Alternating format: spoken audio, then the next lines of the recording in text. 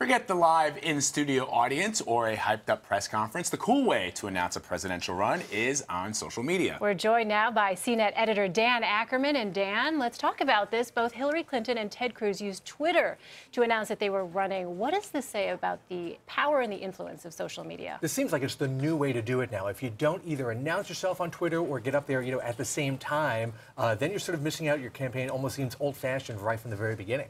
So let's talk about the reaction on Facebook. The number of people posting about the candidates shot up in 24 hours after the announcement. We see 4.7 million unique people, 10.1 million interactions for Hillary Clinton just 24 hours after the announcement. And that shows that people expect social media to be the place to interact with a lot of these candidates. And of course, Hillary Clinton has put in, many years building up this social media profile. The other candidates have as well, but it's going to take them a while to catch up. But this also means a very direct way of reaching potential voters out there. I mean, there's no filter. That's the real appeal, Because in the past, you'd have this gaggle of reporters.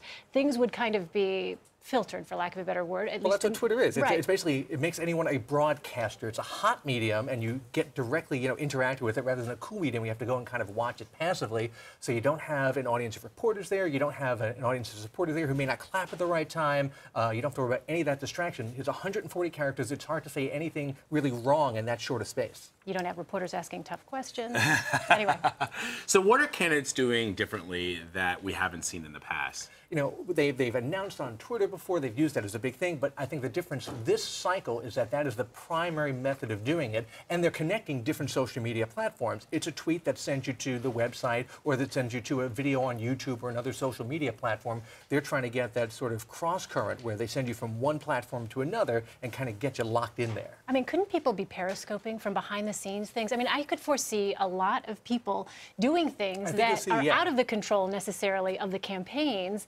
And the idea is, okay, you're going to take away the ability to access the candidate. Well, we're going to go ahead and show some unfiltered, unscripted moments behind the scenes because there are things that you can now do that. You can live broadcast, as we saw that you did. And they'll appear unscripted, but they probably won't be unscripted at all. It's sort of a forced informality. Right. Oh, here's a behind-the-scenes, Periscope or Meerkat video. Right. But I don't think anything is really going to be all that unscripted or improvised.